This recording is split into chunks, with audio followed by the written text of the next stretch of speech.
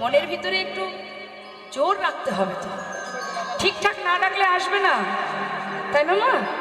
ডাকার মতো ডাকতে হবে, না ডাকলে আসবে? হরি বল।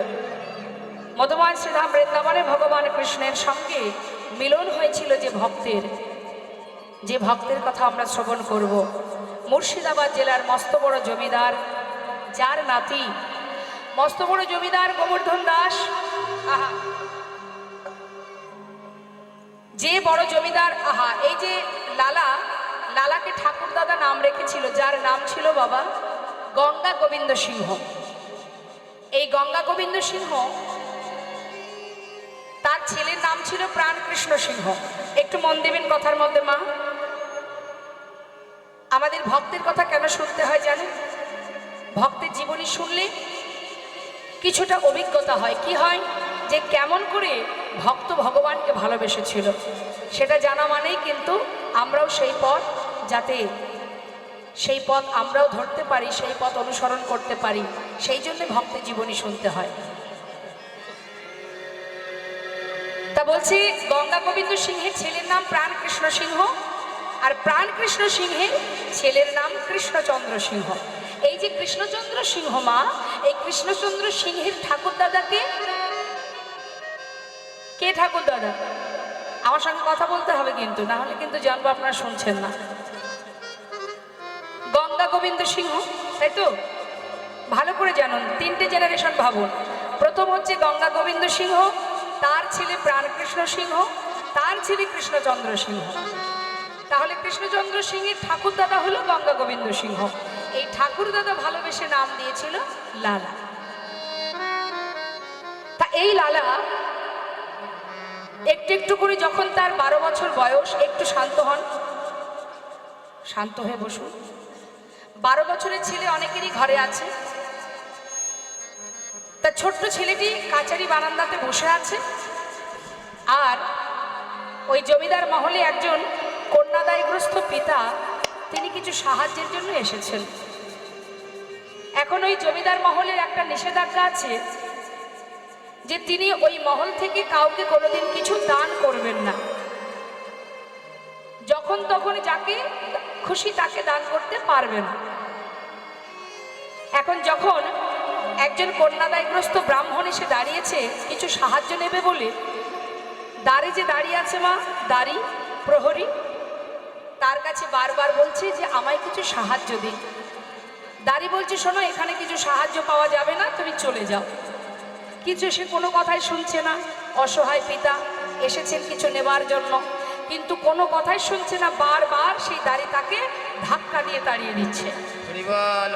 আর এই ঘটনাটা দেখছে তার সন্তান প্রাণকৃষ্ণ সিংহের পুত্র লালা। দূর থেকে দেখে বলছে, দাঁড়ি, তুমি এমন করে বারবার ওনাকে তাড়িয়ে দিচ্ছ কেন? কি চাইছেন উনি? বাবু, উনি এসেছেন কিছু সাহায্য নেবেন বলে, কিন্তু জমিদার বাবুর আদেশ কাউকে কিছু কখনো সাহায্য করা যাবে না, দান করা যাবে না। কিন্তু ওকে বারণ করা সত্ত্বেও কথা শুনছে না, সেই জন্য ওকে ধাক্কা দিয়ে তাড়িয়ে দিচ্ছি। ছোট্ট ছেলে 12 বছরের শিশু লালা বলে উঠলেন, শোনো প্রহরী, তুমি ভিতরে গিয়ে আমার পিতাকে গিয়ে বলো, সেই যেন আমার আদেশ, আমার পিতা যেন 1000 টাকা এই ব্রাহ্মণকে দান করে দেয়। একজন অসহায় বাবা, সে এসেছে কিছু সাহায্যের জন্য, আর তাকে যে এত বড় জমিদার, যার এত ধন ঐশ্বর্য, সে কিনা এইভাবে তাড়িয়ে দেবে? যাও, আমি আদেশ করছি 1000 টাকা যেন আমার পিতা এই ব্রাহ্মণকে দান করে। ভিতরে যেই না প্রহরী গেছে, সেই কথা শোনা মাত্রই বলে উঠলেন, এত বড় স্পর্ধা আমার পুত্রের, 12 বছরের শিশু, সে কিনা আমার উপরে আদেশ করে, জমিদারের উপরে আদেশ করে। পিতার বাক্য লঙ্ঘন করেছে সন্তান, তাই 1000 টাকা ওই ব্রাহ্মণকে দিয়ে এসো। যেহেতু আমার সন্তান বলেছে, সন্তান যেহেতু বলেছে, একটা সম্মানের ব্যাপার। 1000 টাকা ওই ব্রাহ্মণকে দিয়ে আমার পুত্রকে ভালো মতো বুঝিয়ে এসো, যতদিন নিজে রোজগার করতে না শিখবে ততদিন পিতৃ সম্পদ দান করবার সাহসটুকু যেন না দেখায়। এই কথা যেই না শুনেছে মা 12 বছরের ছেলে লালা, শোনা মাত্রই জীবনে মনে মনে স্থির করে নিলেন যার এত ধন ঐশ্বর্য, যার এত সম্পদের মালিক, আজ তার মন এত ছোট, এত নিচু মনের মানসিকতা, যার তার সন্তান হয়েছি আমি। এক অসহায় পিতা কন্যাদায়গ্রস্ত ব্রাহ্মণ দ্বারে এসে দাঁড়িয়ে আছে, তাকে 1000 টাকা দিতে পারছে না, তার সন্তান আমি। সনদারি পিতাকে গিয়ে জানিয়ে এসো, আমি কথা দিলাম যতদিন আমি নিজে রোজগার না করব, আমি পিতার একটা কোনা সম্পদ আমি কখনো কাউকে দেব না। যেমন পিতা তার তো তেমনই সন্তান হবে গো মা। কি করলেন? মনের জেদ, মনের প্রতিজ্ঞা যে এমন পিতার মুখ আমি আর দেখব না। সেই 12 বছরের সন্তান সব ফেলে দিয়ে চলে গেল বর্ধমান জেলায়।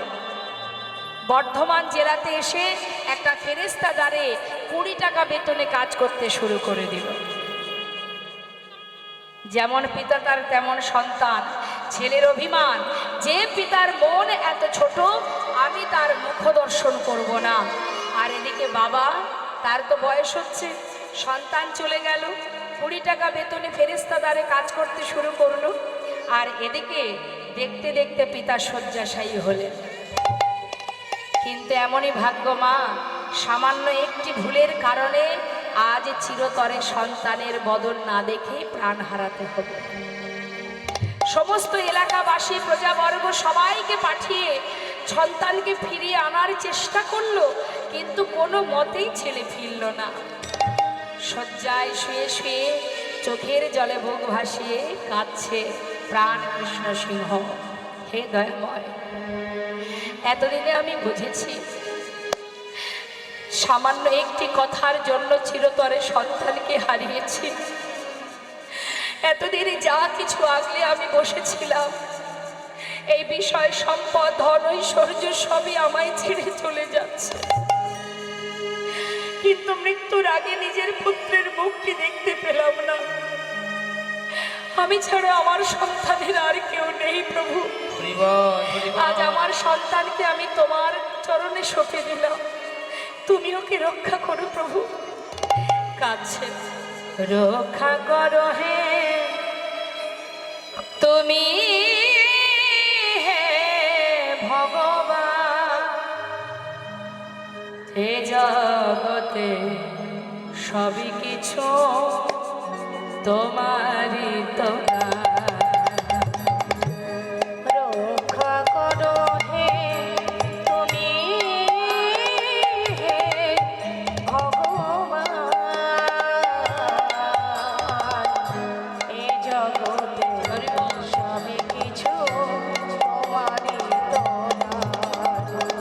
তুমি আছো হরি বিশ্ব চরাচরে, তুমি আছো হরি এই বিশ্ব চরাচরে। শেষের দিনে হরি ডাকিব তোমারে।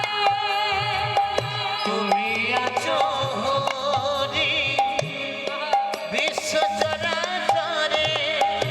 শেষের দিনে হরি ডাকিব তোমারে। রক্ষা করো হে ভগবান,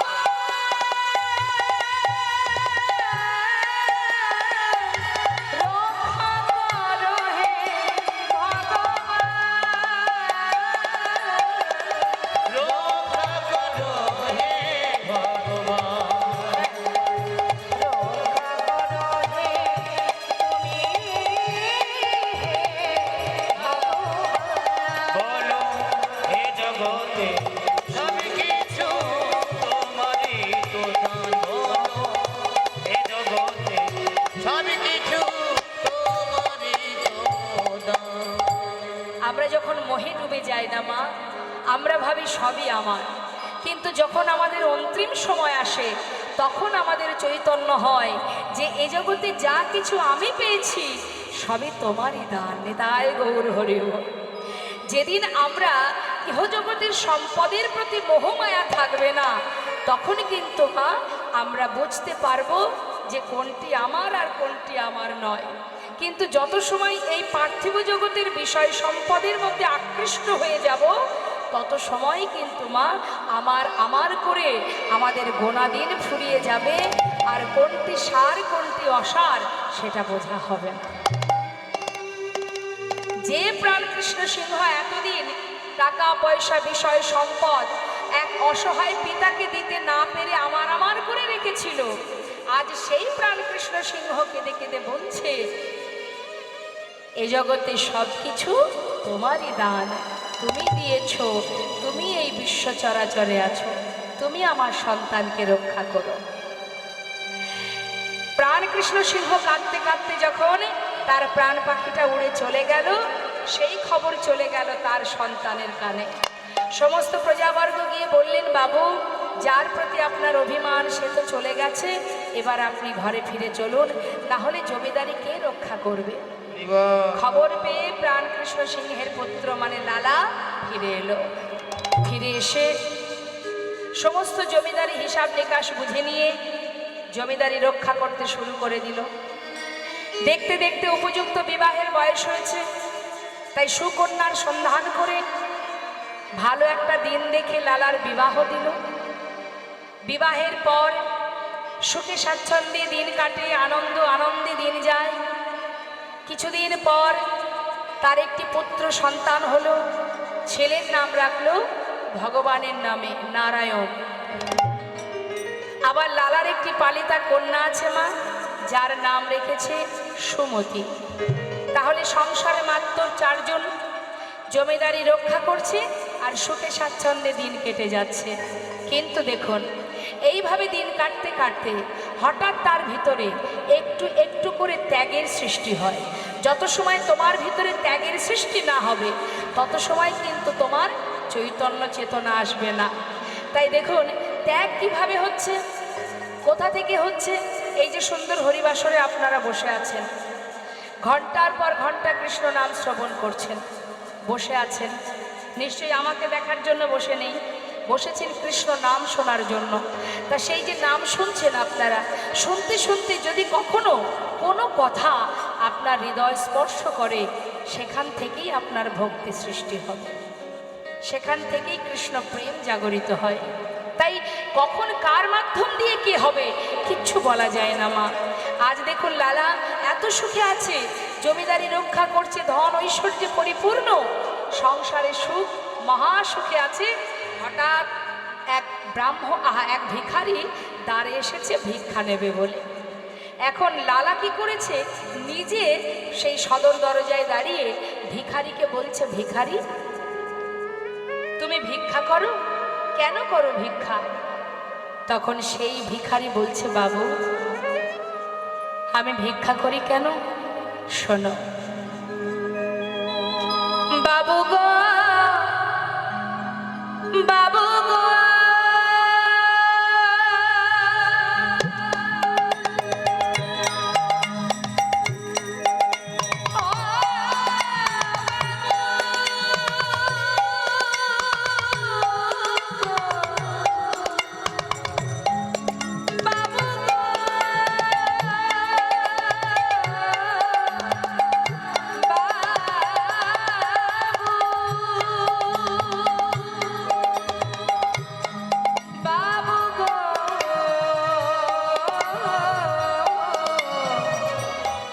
বাবু গো,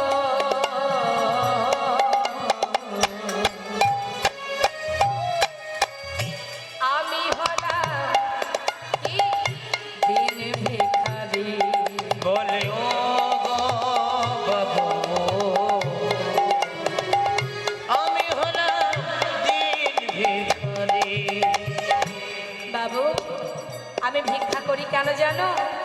আমার ঘরে আছে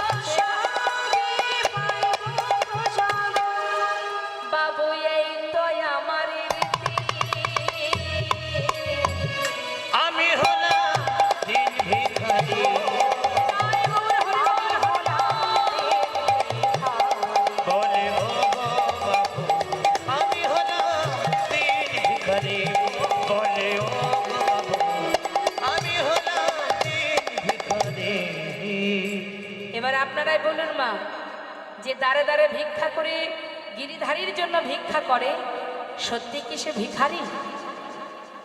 কি মনে হয়? দাঁড়ে দাঁড়ে যে ভিক্ষা করে গোবিন্দ সেবা দেওয়ার জন্য, সে কি ভিখারি মনে হয়? ভিখারি কে? যারা ইহজগতের ধন ঐশ্বর্যের সিংহাসনে বসে আছে।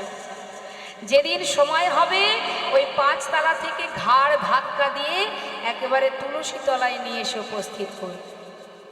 কিন্তু যে জন কৃষ্ণ ধনে ধনী, গৌর ধনে ধনী, যে জন ভগবানের জন্য ভিক্ষা করে, প্রভু সেবার জন্য ভিক্ষা করে, তার প্রমাণ অনেক আছে। যেমন কৃষ্ণের প্রিয় সখা সুদামা, একটু একটু করে জীবনে সব সুখ কেড়ে নিয়েছিলেন গোবিন্দ। কেড়ে নিয়ে তার স্ত্রী, তার সন্তানদের নিয়ে গাছতলাতে জীবন কাটিয়েছে। অবশেষে সেই সুদামা বসেছিল দ্বারকায় ভগবান কৃষ্ণের সেই সোনার রাজ সিংহাসনে। তাহলে যে গাছতলাতে জীবন কাটিয়েছে তার জায়গা হলো সোনার সিংহাসনে, আর আমরা যে স্বাদের 5 তালা বিল্ডিং তৈরি করে এসি ঘরের মধ্যে দিন কাটাচ্ছি, সময় যেদিন হবে সেদিন সেখান থেকে ধাক্কা দিয়ে নিচে নামিয়ে দেবে। অর্থাৎ জগতে সেই হচ্ছে ধনী যে জনে কৃষ্ণ ধনে ধনী, হরি বল। যে জন প্রভুর নামের ধনে ধনী, সেই তো হচ্ছে মহাধনে ধনী। আর আমরা যে ধনের ধনী, আজ আছে কাল থাকবে না। আজ যেখানে আমি মালিকানা করছি, কিছুদিন পর দেখবেন আমার ওই আসনে আর একজন এসে বসেছে, সে হলো আমার সন্তান। তাই তো বাবা? আবার আজ যেখানে আমি মালিকানা করছি, তার আগে আর একজন ছিল, সে কে ছিল? আমার পিতা ছিল। পিতা নেই তাই আজ আমি বসেছি, আবার আমি যখন থাকবো না আমার ছেলে এসে বসবে। তাহলে এগুলো তো আমার নয়। যেখানকার জিনিস, ব্যাংকের টাকা ব্যাংকে থাকবে, বাড়ি গাড়ি যে যেখানে আছে সেখানেই পড়ে থাকবে, আমাকে শূন্য হাতে চলে যেতে হবে। এবার সেখানে গিয়ে বিচার হবে, বাছাই হবে। যারা মাছ ধরতে যায়, ধীবর যারা মাছ ধরতে যখন যায়, জাল ফেলা মাত্রই জালের মধ্যে যত মাছ ওঠে সব নিয়ে বাজারে বিক্রি করে দেয়, তাই না মা? কিন্তু যদি কখনো মনে মনে ভাবে যে আজ আমি একটা মাছ খাবো, তখন কি আর ওই যেটা পাবে সেটা নিয়ে ঘরে যাবে? তখন কিন্তু বাজবে, বেছে বেছে নেবে, এটা না ওটা, এটা না ওটা, না এটা নেব না। যেটা নিতে মন চাইবে না আবার সেটা জলে ফেলে দেবে। এইভাবে বাছাবাছি করে বেছে যেটা তার পছন্দ হবে সেটা নিয়ে ঘরে যাবে। হরি হরি। তা ঠিক তদ্রূপ আমাদেরও বিচার সবাই সেখানে গিয়ে ভগবান বাছাই করবে। যে জন ভিখারি হয়ে দাঁড়ে দাঁড়ে ভিক্ষা করে, কৃষ্ণ নাম করে ভিক্ষা করে ভগবানের সেবা দিয়ে দিন কাটিয়েছে, ভগবান তাকে নেবে, না ধন ঐশ্বর্যের মালিকানা করে দিন অন্তে ভগবানকে সেবা দেওয়ার সময় হয় না, মায়ার বালিশ মাথায় দিয়ে মনের শোকে ঘুমাচ্ছি আমরা, আমাদেরকে নেবে মনে হয়? কাকে নেবে? হরি বল। যেই দেখবে সবাই আমরা ভগবানকে ভালোবাসি, কিন্তু তার মধ্যে ভালো আর মন্দ থাকে না মা? 1 নম্বর 2 নম্বর স্পেশাল থাকে না? তা যে জন কৃষ্ণ ধনে ধনী তাকে তুলে নেবে, আর আমাদেরকে আবার মর্তে পাঠিয়ে দেবে। যা, এখনো সময় হয়নি তোর, সময় হোক, তারপরে আমি তোকে টানবো, তারপরে তোকে আমি কোলে তুলবো, এখনো তোর সময় হয়নি। ওই বিশ্ব ব্রহ্মাণ্ডে গিয়ে আবার ভ্রমণ কর। নিতাই গৌর হরি বল। ছুড়ে দেবে আবার। তাই বলছেন মহাজন, আজ দাঁড়ে দাঁড়ে ভিক্ষা করে সেই ভিখারি গিরিধারী সেবা দিয়ে তারপরে প্রসাদ পায়। লালা বলছে, দাঁড়াও ভিখারি, অপেক্ষা করো। অনেক দামি দামি রত্ন মা একটা সুন্দর কাপড়ের মধ্যে পুটুলি বেঁধে ভিখারিকে দিয়ে বলছে, নাও ভিখারি, এটাতে কি আছে বাবু? দামি রত্ন আছে, নিয়ে যাও, তোমার কাজে লাগবে। ঠিক আছে, তাহলে আমি আসি বাবু। এই বলে যখন মাথায় করে নিয়ে যাচ্ছে, কিছুটা পথ যাবার পর সেটাকে আবার জঙ্গলের মধ্যে ছুঁড়ে ফেলে দিয়ে। এখন লালা দূর থেকে এই ঘটনাটা দেখে চিৎকার করে বলে উঠলেন, এই ভিখারি, এত বড় সাহস তোমার, যা কিছু দিলাম তুমি ফেলে দিলে কেন? ফেলে দিলে। বাবু, অপরাধ নেবেন না, আপনার দেয়া সম্পদ আমি মাথায় করে নিয়ে যাচ্ছিলাম, হঠাৎ কে পিছন থেকে আমাকে যেন বলল, ভিখারি, এই ভিখারি, এগুলো নিয়ে কোথায় যাচ্ছিস তুই? ওই জমিদারের মতো ধনী হতে চাস? আমি তো কোনোদিন তোকে বলিনি যে আমাকে রাজভোগ খেতে দে, আমাকে ক্ষীর সর ননি মাখন এনে দে, দাঁড়ে দাঁড়ে ভিক্ষা করে যা পাস আমি তো তাতেই খুশি। ফেলে দে রে, ওর মতো ধনৈশ্বর্যের যদি মালিক হয়ে যাস, দিনে দিনে তুই গোবিন্দ ভুলে যাবি। ওরে আয়, আমার কাছে আয়, ওগুলো ফেলে দে। শাস্ত্রে বললেন, হরিনাম যদি কেউ শোনে তাতে কি হয়? হৃদয় থেকে অজ্ঞানতার অন্ধকার দূর হয়ে জ্ঞানের আলো প্রকাশ হয়। আর যদি কেউ হরিনাম গায় তাহলে হৃদয় মাঝে কৃষ্ণ প্রেমের উদয় হয়। হ্যাঁ, তো আজ এই সুন্দর মহতী হরিবাসরে আমরা সবাই মিলে গৌর কথা শুনতে শুনতে লীলা কথায় যাব। আসুন, যে মহাজন এই পদাবলী লিখেছেন তার চরণে সবাই আমরা প্রণাম জানাবো। একসঙ্গে সবাই মিলে আমরা গাইব, দুহাত তুলে হাতে তালি দিয়ে। শ্রী গৌরাঙ্গের ভক্তগণে নিত্য সিদ্ধ করি মনে, শ্রী গৌরাঙ্গের ভক্তগণে নিত্য সিদ্ধ করি মনে, শ্রী গৌরাঙ্গের ভক্তগণে নিত্য সিদ্ধ করি মনে। জয় ব্রজেন্দ্র সুত পাশে রে, জয় ব্রজেন্দ্র সুত পাশে রে, জয় ব্রজেন্দ্র সুত পাশে রে, জয় ব্রজেন্দ্র সুত পাশে রে, জয় ব্রজেন্দ্র সুত পাশে। গৌরমণ্ডল ভূমি যে বাজানে চিন্তা মন, গৌরমণ্ডল ভূমি যে বাজানে চিন্তা মন, গৌরমণ্ডল ভূমি যে বাজানে চিন্তা মন। আর হয় ব্রজভূমি বাসে রে, আর হয় ব্রজভূমি বাসে রে, আর হয় ব্রজধামে বাসে রে, আর হয় ব্রজধামে বাসে রে, আর হয় ব্রজধামে বাস। গৃহেতে বনেতে থাকো হা গৌরঙ্গ বলে ডাকো, গৃহেতে বনেতে থাকো হা গৌরঙ্গ বলে ডাকো, গৃহেতে বনেতে থাকো হা গৌরঙ্গ বলে ডাকো। নরোত্তম মাগে তার সঙ্গ, নরোত্তম মাগে তার সঙ্গ, নরোত্তম মাগে তার সঙ্গ, নরোত্তম মাগে তার সঙ্গ, নরোত্তম মাগে তার সঙ্গ। ঠাকুর নরোত্তম দাসের এই সুন্দর পদাবলী দিয়ে গৌরচন্দ্রিকা আস্বাদন করলাম। এই নরোত্তম দাস প্রথম কিন্তু মা বাংলাদেশের পদ্মা নদীর ধারে এই কীর্তন করেছিলেন খেতুরি ধামে, দোল পূর্ণিমা রাত্রে তিনিই প্রথম এই কীর্তন করেন। কোথায় হয়েছিল তাহলে কীর্তন? সর্বপ্রথম বাংলাদেশে, তারপর দিকে দিকে ছড়িয়ে যায়। আর গৌর হরি তিনি যে কীর্তন করেছিলেন সেটা হলো হরিনাম সংকীর্তন, অর্থাৎ মহামন্ত্র হরিনাম। হ্যাঁ, তো আসুন, আমরা এত সময় গৌর কথায় ছিলাম, এবার আমরা চলে যাব লীলা কথায়। তো লীলা কথায় যাওয়ার আগে সবাই মিলে দুটি বাহু তুলে আমরা একটা ভজন শুনতে শুনতে লীলায় চলে যাব। কেমন? জয় রাধেশ্যাম জয় নিতাই জয় গো। মায়েরা উলুধ্বনি জানেন? একটু শোনান। রাধে রাধে রাধে।